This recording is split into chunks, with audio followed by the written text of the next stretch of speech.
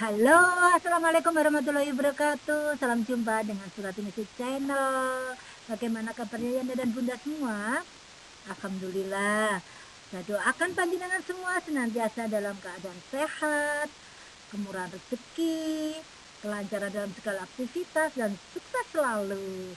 Oke Yanda dan Bunda, untuk minggu ini dan minggu-minggu berikutnya saya akan membahas tentang revisi ya, revisi di kurikulum Merdeka PAUD. Ada beberapa revisi, terutama di kurikulum nasional atau kurikulum Merdeka yang digunakan secara nasional, yang insya Allah di tahun 2024 sudah dilakukan secara serentak, di mana salah satunya yaitu transisi PAUD dan SD itu masuk di kurikulum Merdeka. Kalau dulu kan terpisah ya, gerakan yang terpisah, tapi di kurikulum Merdeka tahun 2024 transisi PAUD dan SD masuk dalam bagian di kurikulum Merdeka. Tapi kali ini saya tidak membahas tentang kurikulum. Besok saya akan hadir lagi dengan KOSP, dengan miskonsepsi apa itu namanya P5, dengan bagaimana pengorganisasian pembelajaran dan bagaimana contoh dari kegiatan pembelajaran di PAUD. Semuanya edisi revisi ya, mulai hari ini. Oke, kita ikuti saja ya.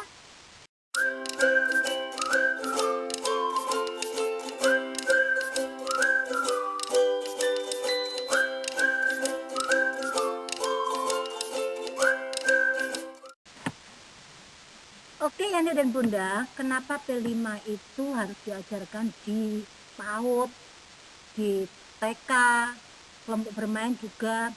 Karena ada fungsi dari P5 itu di PAUD, yaitu di mana diharapkan dapat memperkuat upaya pencapaian profil pelajar Pancasila melalui pembelajaran atau konteks yang lebih mendalam terkait isu-isu prioritas nasional atau tujuan pembangunan yang berkelanjutan.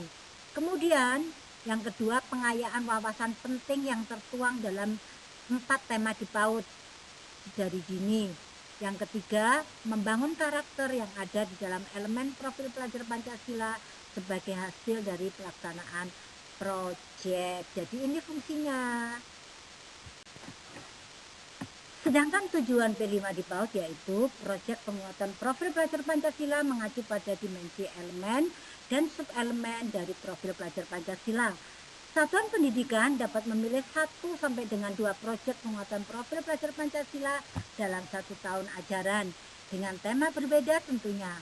Pemerintah tidak menentukan jumlah alokasi waktunya, tetapi pendidik PAUD perlu mengalokasikan waktu yang memadai agar peserta didik dapat mencapai kompetensi profil pelajar Pancasila dengan tuntas.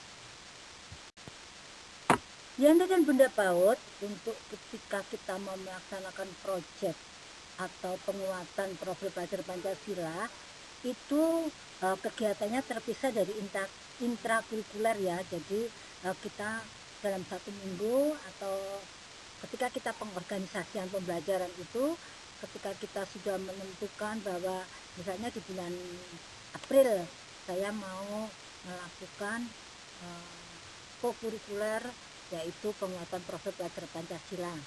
Nah, di situ kita sudah mengalokasikan waktu untuk kegiatan proyek kita berapa hari. Karena di sini pemerintah tidak menentukan waktu berapa kita harus melakukan proyek ya. Jadi itu kita sesuaikan dengan kondisi dari satuan pendidikan dan topik yang akan kita gali. Misalnya kita ambil 1 minggu ya, itu di luar dari kegiatan pembelajaran intrakurikuler. Jadi dalam 1 minggu itu benar-benar kita dalam kegiatan melaksanakan profil pelajar Pancasila. Lalu kenapa harus terpisah dari kegiatan intrakurikuler? Karena proyek penguatan profil pelajar Pancasila bermaksud mengenalkan isu-isu prioritas nasional kepada peserta didik sedari dini, seperti terkait perubahan iklim, budaya perdamaian, toleransi, dan sebagainya, atau hari-hari besar nasional, hari besar lokal, atau juga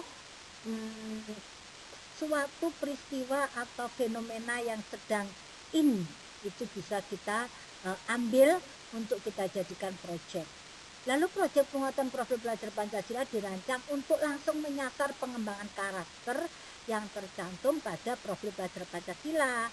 Nah, itu semua kan ada di dimensi, ada 6 dimensi ya, yang tadi sudah dibahas.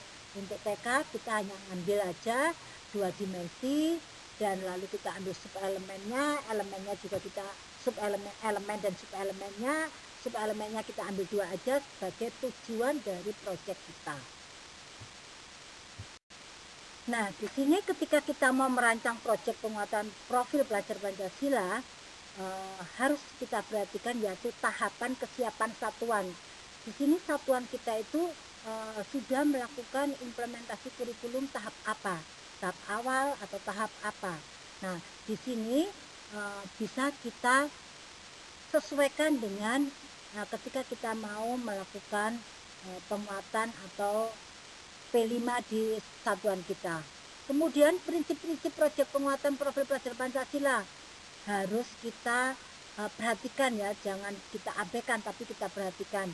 Kemudian alur perancangan proyek penguatan profil pelajar Pancasila, kemudian bagaimana caranya mengawali kegiatan proyek penguatan profil pelajar Pancasila, dan yang terakhir bagaimana agar peserta didik dapat terlibat secara optimal. Ini nanti akan saya bahas.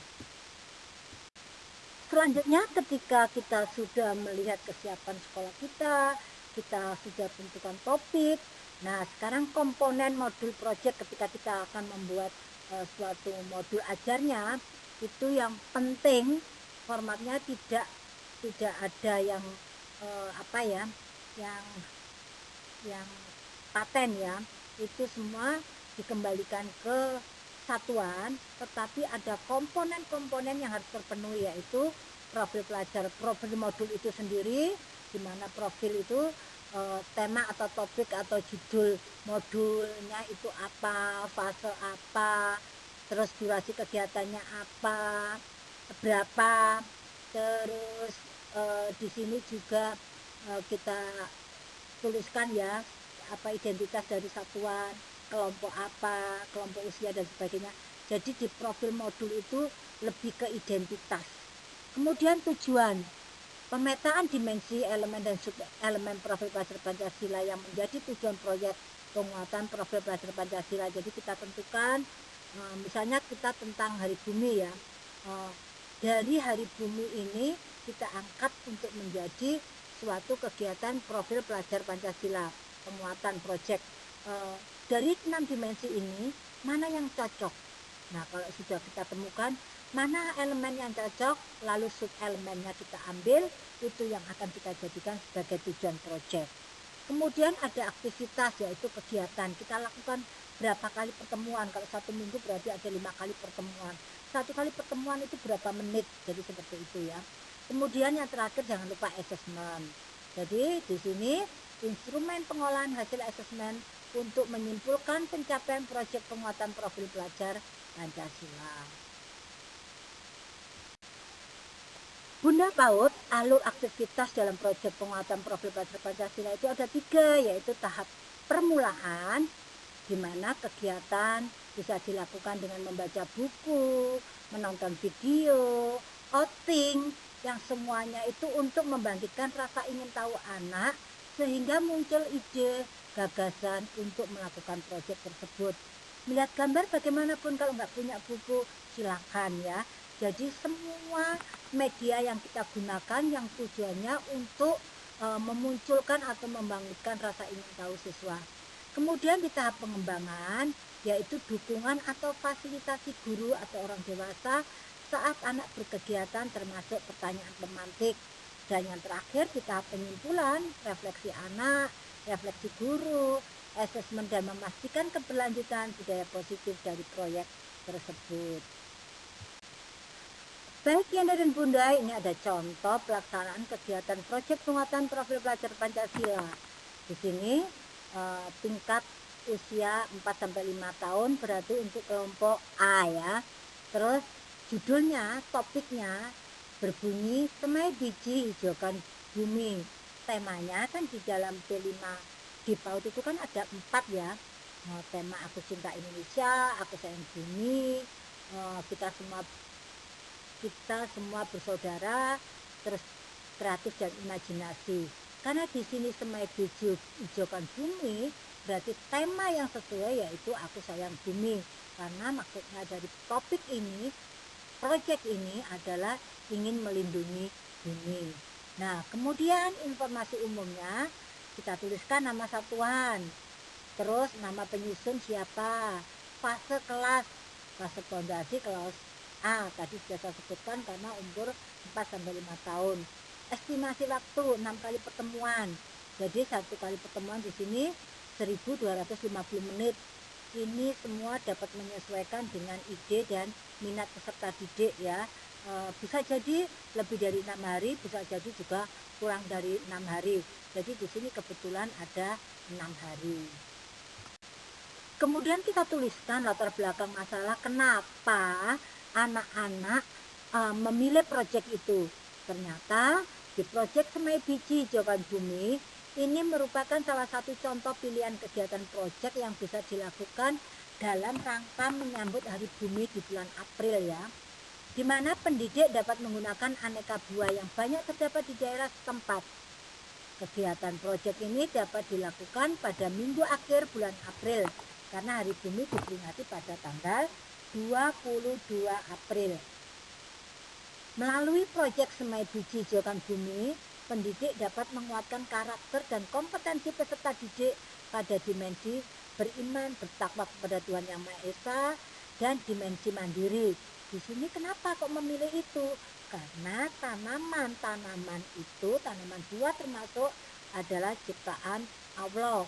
Di sini ada rasa kasih sayang terhadap manusia, rasa kasih sayang terhadap alam. Salah satunya yaitu hubungannya dengan Hari Bumi, dimana karena kita sayang pada alam, kita sayang pada bumi, kita ingin menghijaukan bumi. Jadi seperti itu ya. Lalu anak-anak diharapkan mampu melakukan semuanya secara mandiri. Kalaupun ada bantuan itu minimal ya. Nah, kalau sudah seperti itu, kita sudah tuliskan kenapa kita pilih ini loh yang menginspirasi, kita tuangkan di latar belakang kegiatan proyek kita. Nah, di sini dimensi yang kita pilih tadi kan minimal 2 ya. 2 ya, tergantung kesiapan satuan tadi ya. Tetapi di sini kebetulan TK tersebut sudah bagus, jadi memilih dimensinya ada 3, yaitu beriman, bertakwa kepada Tuhan Yang Maha Esa, bergotong royong dan mandiri. Elemennya akhlak kepada alam, tadi sudah saya sebutkan ya, sayang atau cinta kepada alam. Terus di elemen bergotong royong kerjasama atau kolaborasi. Terus di mandiri regulasi diri.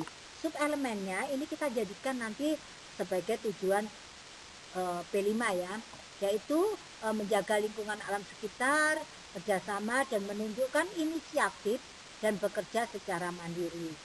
Lalu apa toh harapan dari satuan ketika memilih dimensi ini? Yaitu diharapkan nanti anak-anak dapat membiasakan bersyukur atas karunia lingkungan alam sekitar dengan menjaga kebersihan dan merawat lingkungan alam sekitar, hubungannya dengan Hari Bumi ya. Kemudian yang dikerjasama harapannya anak-anak menjadi terbiasa bekerja bersama dalam melakukan kegiatan dengan kelompok. Kalau kelompok berarti lebih dari 1 orang ya. Kemudian di mandiri yaitu anak-anak dapat mencoba mengerjakan berbagai tugas sederhana dengan pengawasan dan dukungan orang dewasa. Oke, sekarang tahapan proyek. Tadi kan ada 3 ya. Nah, ada permulaan atau pengenalan, pengembangan, dan penyimpulan. Nah, di permulaan ini tadi anak-anak diajak Bu Guru outing ya. Jadi jalan-jalan di lingkungan sekolah. Di pengembangan nanti anak-anak diajak mengolah buah, menyiapkan lahan, menyemai biji di kebun sekolah, menyemai biji di polybag atau mungkin di bekas kemasan ya. Kemudian di penyimpulan refleksi peserta didik, refleksi guru.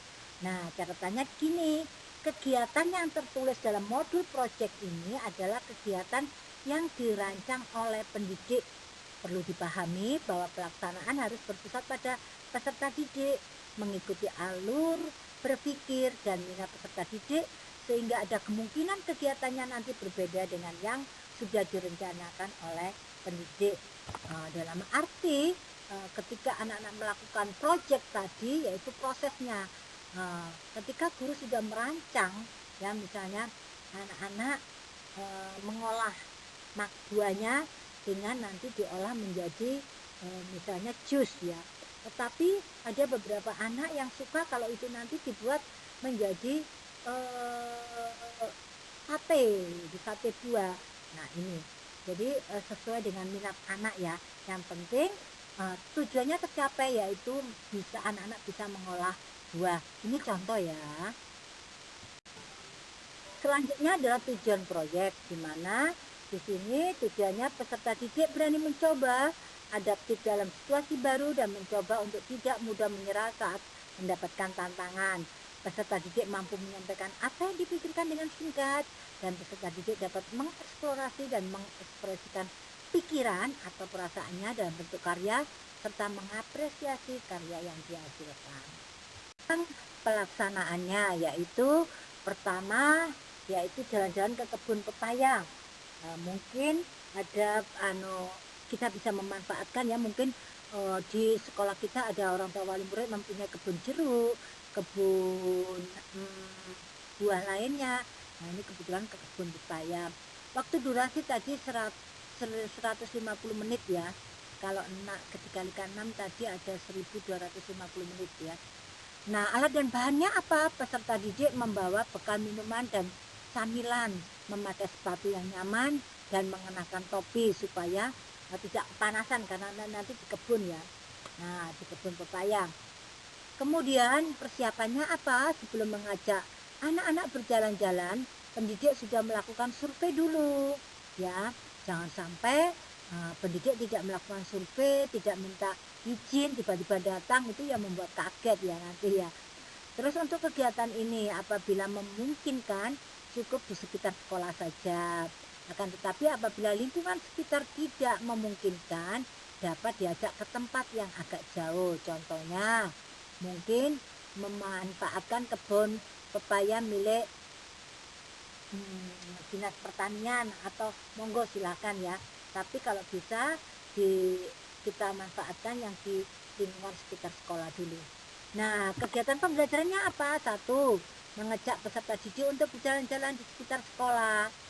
Kemudian untuk perlu diketahui ya, bagi daerah yang tidak memiliki lingkungan seperti ini, pendidik bisa mengajak peserta didik untuk piknik atau kunjungan ke taman kota, atau mungkin kunjungan ke kalau di Magetan itu ada kebun stroberi yang petik sendiri itu loh.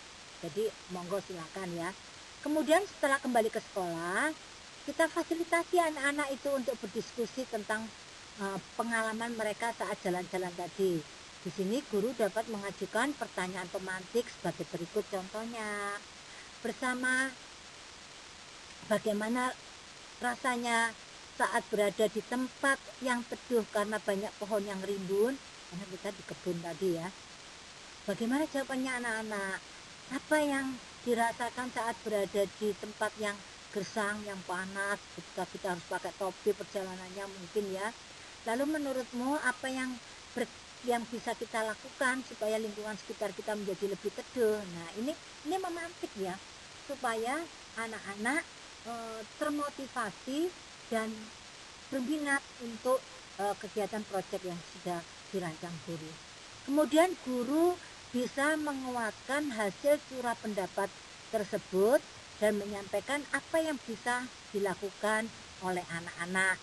Yaitu kita sampaikan bahwa untuk kali ini kita akan melakukan proyek semai biji, supaya nanti kalau biji yang kita tanam tadi sudah tumbuh subur, akhirnya besar, itu akan membuat sekolah kita menjadi rindang dan teduh.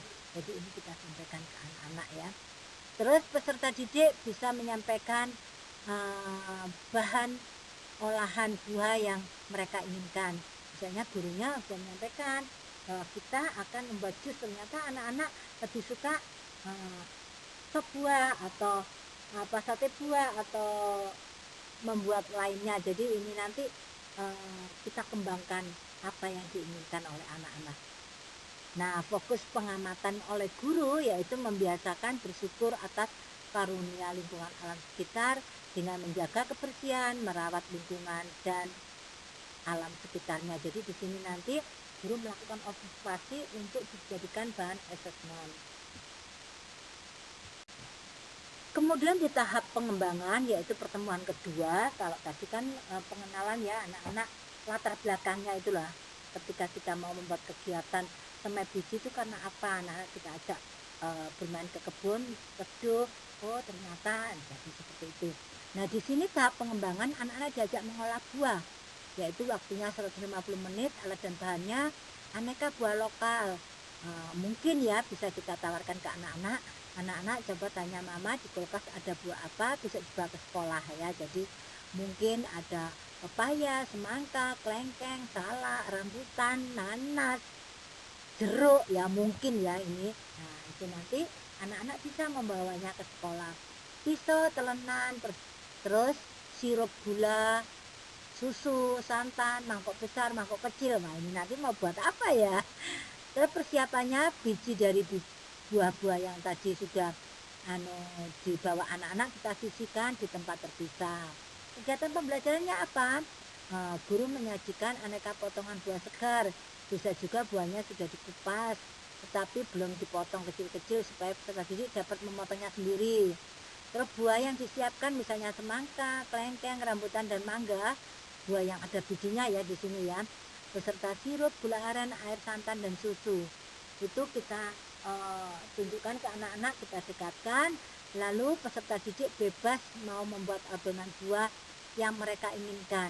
Misalnya anak-anak mau mencampur semua potongan buah dengan sirup dan santan, nggak apa-apa. Mau melahap saja langsung buahnya juga tidak apa-apa. Kalau mau membuat sate juga tidak apa-apa. Di sini pendidik menjadi fasilitator, tidak perlu mengarahkan untuk membuat olahan buah seperti keinginan pendidik. Tapi ya, sebenarnya ingin membuat jus tapi anak-anak nggak suka, bagaimana dong? Jadi kita siapkan semua medianya, kita serahkan untuk anak-anak mau mengolah menjadi apa. Setelah peserta didik menikmati olahan buahnya, pendidik dapat mengajak peserta didik untuk curah pendapat ya dengan pertanyaan pemantik. Misalnya, olahan buah mana yang paling kalian sukai? Mengapa? Kalau kita makan buah seperti ini, apa yang biasanya terjadi pada biji atau buahnya? Dibuang, Bung. Nah, misalnya ya, anak-anak kan seperti itu. Karena kita topiknya semai biji, nah kita sekarang sampaikan bahwa bijinya tidak dibuang, tapi kita akan menanamnya supaya kelas kita, sekolah kita misalnya ya, nanti seperti kebun pepaya yang kita kunjungi atau kebun buah yang kita kunjungi kemarin ya, menjadi besar dan rindang, artinya teguh sekolah kita. Jadi seperti itu. Kemudian bisa juga kita tambahkan pertanyaan pemantik, bagaimana cara menyemai biji yang benar, apa saja yang harus disiapkan, terus kepada siapa atau kemana ya kita akan belajar seperti itu. Nah untuk kegiatan selanjutnya yaitu di hari pertemuan ketiga, anak-anak diajak mengolah lahan. Kalau tadi mengolah buahnya, di hari berikutnya mengolah lahan. Terus fokus pengamatan guru apa di sini? Kita perhatikan anak-anak yang terbiasa bekerja bersama dalam melakukan kegiatan dengan kelompok. Tadi kan kita siapkan misalnya ada 4 atau 3 meja ya dengan buah yang berbeda-beda sesuai dengan kelompok itu di bawah. Terus kita fasilitasi ada sirup, ada susu dan sebagainya, ada susu sate. Kita perhatikan kerjasama mereka. Nah ini fokus kita untuk penilaian atau asesmennya. Oke, pertemuan ketiga dalam mengolah lahan, waktunya 150 menit. Alat dan bahannya apa? Peralatan berkebun, selang, air, sendok tanah ya, cetok ya kalau tempatnya namanya cetok. Terus mungkin ada apa itu namanya ember, ada apa itu namanya cangkul kecil dan sebagainya. Nah kita dalam persiapan dulu yaitu pendidik sudah menyampaikan rencana kegiatan kepada orang tua supaya peserta didik membawa baju ganti. Mungkin anak-anak nanti bajunya kotor ketika berkegiatan, jadi boleh membawa baju ganti. Terus pendidik sudah mencari sumber belajar di sekitar sekolah yang bisa membantu peserta didik untuk menyiapkan lahan. Bila memungkinkan, pendidik dapat bekerjasama dengan orang tua peserta didik. Kalau di Magetan itu kan banyak ya yang berprofesi jadi petani, jadi bisa kita minta tolong salah satu orang tua wali murid untuk menjadi narasumber. Lalu kegiatan pembelajarannya apa? Kegiatan pada pertemuan kali ini adalah menyiapkan lahan, yaitu kebun sekolah. Jadi kita sudah kerjasama dengan pesuruh ya. Misalnya kebun sekolah kita banyak rumput atau tanaman lainnya, karena kita mau praktek, kita ajak anak-anak untuk proyek, maka tolong nanti lahan yang ada itu sudah bersih dari rumput-rumput. Jadi biar anak nanti ketika mengolah, mencangkul atau membuat apa itu cetokan-cetokan itu lebih mudah gitu. Kemudian peserta didik didampingi pendidik di kebun ya. Jadi anak-anak itu dampingi, nggak dilepas begitu saja ya. Mereka siap mengolah lahan dengan bimbingan narasumber. Kita siapkan salah satu ya. Setelah mempersiapkan lahan, peserta didik dapat membersihkan diri maupun ganti pakaian apabila diperlukan. Sambil beristirahat di kelas, pendidik dan peserta didik dapat diskusi tentang kegiatan yang dilakukan hari ini. Contohnya, bagaimana cara menyiapkan lahan? Tadi kan sudah ditunjukkan oleh narasumber ya. Terus hal baru apa yang kalian pelajari hari ini? Terus apakah kalian sudah pernah melakukan hal yang sama? Apalagi yang harus kalian persiapkan untuk menanam biji besok pagi? Apakah ada peralatan tambahan yang kita butuhkan? Karena ini nanti kita sampaikan bahwa hari ini kita mengolah lahan, besok kita akan membuat di polybag. Atau mungkin anak-anak kalau punya, ini juga sudah kita informasikan ke orang tua ya, plastik kemasan dari bekas bungkusnya ini sabun cuci, misalnya ada rinso dan sebagainya, atau minyak, tapi sebelumnya sudah dicuci ya, sudah dicuci bersih. Di hari ketiga ini fokus pengamatan guru adalah yaitu anak-anak membiasakan bersyukur atas karunia lingkungan alam sekitar dengan menjaga kebersihan dan merawat lingkungan alam sekitar. Kemudian anak-anak terbiasa bekerja bersama dalam melakukan kegiatan dengan kelompok, lalu mencoba mengerjakan berbagai tugas sederhana dengan pengawasan dan dukungan orang dewasa. Ini secara mandiri ya, ketika sudah menanam menyemai biji itu tadi, anak-anak dengan cetoknya membuat lubang sendiri, lalu memasukkan bijinya, diuruk atau ditutup lagi atau ditimbun, lalu disiram. Oke, yang dan bunda, kalau kemarin itu sudah kita siapkan lahan ya, anak-anak mungkin mencangkul dengan cangkul kecil, mendengarkan apa yang disampaikan anak narasumber, bagaimana cara menanam. Nah, di hari keempat anak-anak menyemai biji di kebun ya, karena lahannya sudah kita siapkan kemarin, yaitu bahannya apa? Biji buah, peralatan berkebun, selang air dan lain-lain. Nah, di kegiatan di sini, sebelum mulai menanam biji, pendidik mengingatkan peserta didik atau brainstorming ya tentang apa yang sudah disampaikan oleh narasumber pada pertemuan sebelumnya kemarin ya. Jadi kita review ya. Kemudian setelah menanam dan kembali ke kelas, pendidik dapat mengajak peserta didik untuk diskusi tentang kegiatan yang dilakukan. Apa yang harus dilakukan untuk merawat biji yang disemai tadi? Misalnya supaya tumbuh. Anak-anak pasti dengan pertanyaan yang sama, jawabannya berbeda-beda. Ada yang menyirami, ada yang memupuk dan sebagainya. Terus bagaimana pembagian tugasnya? Karena mungkin ya anak-anak yang disiapkan oleh kemarin sama narasumber atau oleh guru ya, ada beberapa titik sehingga ketika murid kita banyak itu mungkin satu biji itu ada 2 orang atau 3 orang. Jadi nanti ini namanya kolaborasi atau kerjasama yang ada di dimensi tujuan kita, yaitu hari ini kita tanyakan pembagian tugasnya bagaimana. Misalnya besok Ani yang menyiram, besoknya saya yang memberi pupuk, besoknya saya yang mencabuti rumput. Jadi kita gali. Kemudian pendidik menyampaikan tantangan kegiatan besok pagi, yaitu menyemai biji di polybag atau bekas kemasan minyak goreng, air mineral dan lain-lain ya. Dengan demikian besok pagi peserta didik akan membawa bekas kemasan tersebut ke sekolah. Tentunya ini tidak hanya disampaikan ke anak, tapi juga ke orang tua wali murid. Nah, sebaiknya pendidik menyampaikan rencana ini ke orang tua supaya mereka dapat mempersiapkan bekas kemasan yang sudah dicuci dan dibutuhkan untuk dibawa ke sekolah, dan mungkin juga sudah dilabeli nama mereka. Kemudian fokus pengamatannya untuk menyemai biji di kebun itu apa? Yaitu membiasakan bersyukur atas karunia lingkungan alam, terbiasa bekerja bersama dalam melakukan kegiatan dengan kelompok, dan mencoba mengerjakan berbagai tugas sederhana dengan pengawasan dan dukungan orang dewasa. Sama dengan ketika mengolah lahan ya. Oke, Anda dan Bunda, di pertemuan kelima yaitu menyemai biji di polybag atau bekas kemasan. Waktunya masih sama 150 menit.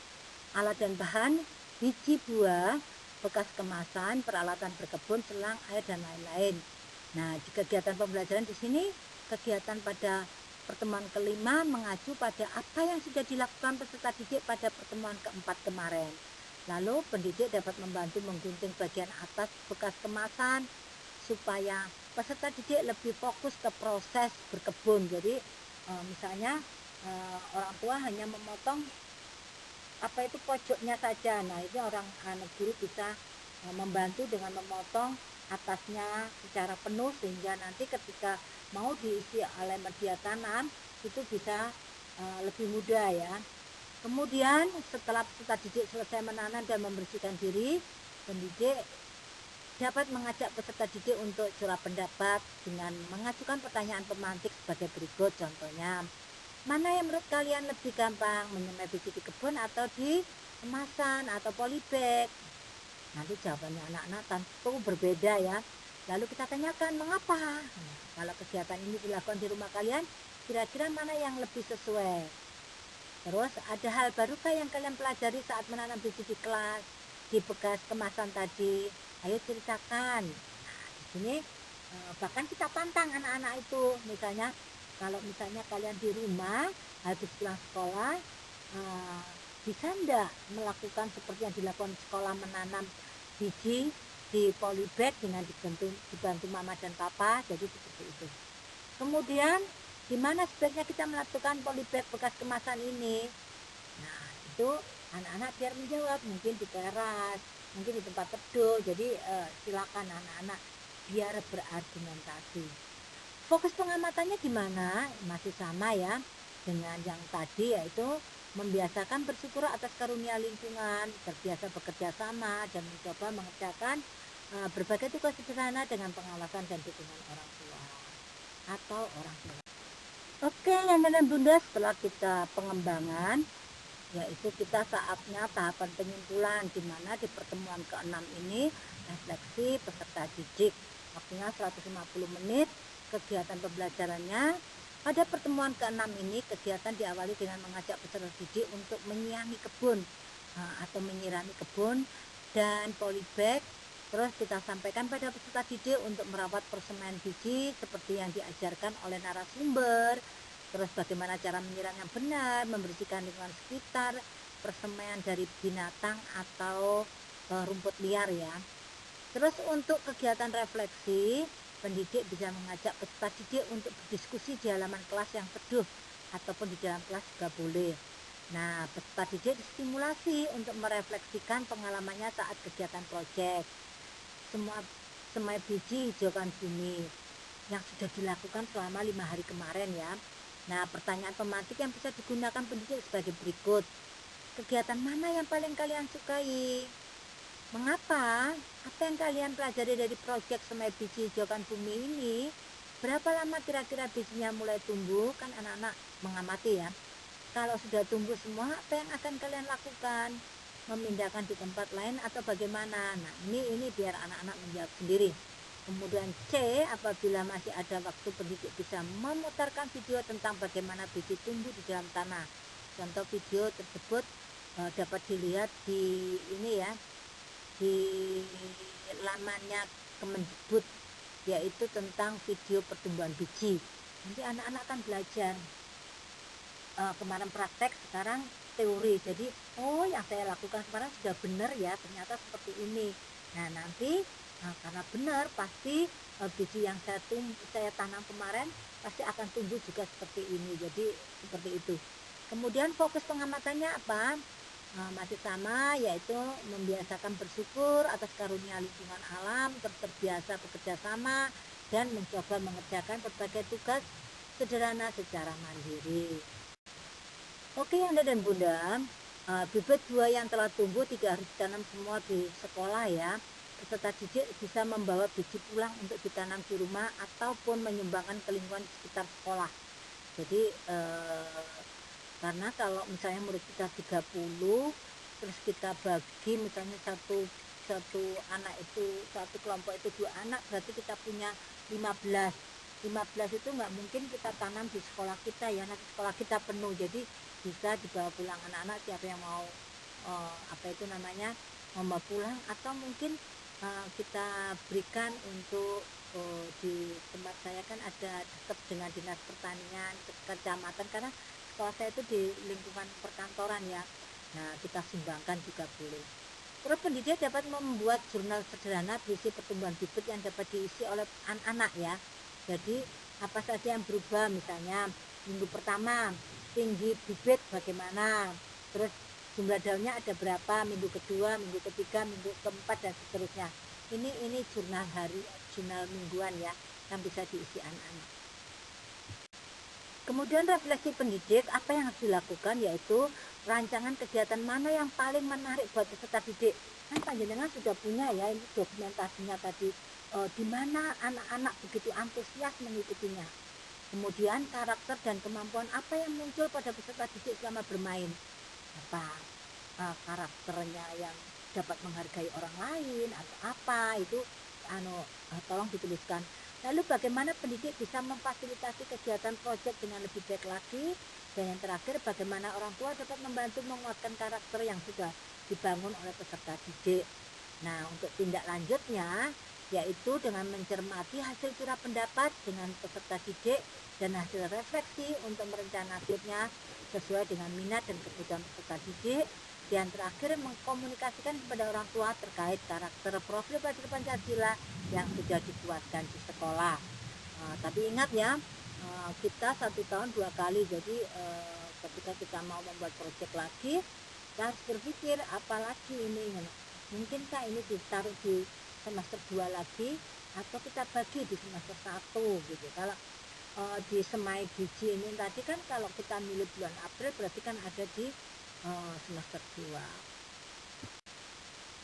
Nah, yang terakhir adalah asesmen. Pendidik melakukan asesmen dengan cara tadi ya sudah saya sampaikan, setiap kegiatan itu ada fokus pengamatan, yaitu tugas guru mengobservasi peserta didik selama proses kegiatan terkait kemampuan menjaga kebersihan dan merawat lingkungan alam sekitarnya, serta mengerjakan berbagai tugas sederhana dengan pengawasan dan dukungan orang dewasa. Kemudian kita dokumentasikan proses kegiatan didik itu tadi ya. Dan yang terakhir melakukan pencatatan dengan checklist. Ini contoh checklistnya ya, untuk dimensi beriman bertakwa kepada Tuhan Yang Maha Esa. Di sini ada elemen dan tujuan kegiatan. Terus di sini ada nama siswa. Nanti kita contreng-contreng saja ya, atau kita tulis sudah berkembang atau belum gitu ya. Monggo silakan itu nanti sesuai dengan, atau bintang juga boleh, monggo.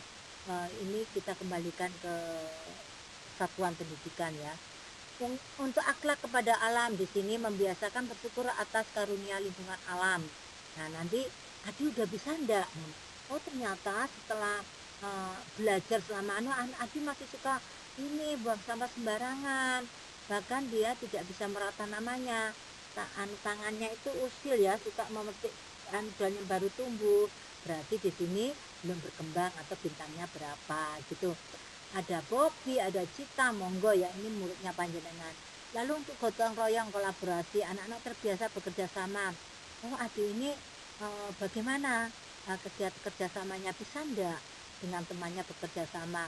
Misalnya ada cetok satu, harusnya gantian, Adi nggak mau bergantian atau merebut yang sudah dipegang punya teman. Nah, ini sesuai dengan pengamatan panjenengan. Kemudian untuk dimensi mandiri, diregulasi diri, dapat mencoba mengerjakan berbagai tugas sederhana dengan pengawasan dan dukungan orang dewasa. Ini juga monggo ini dinilai oleh panjenengan.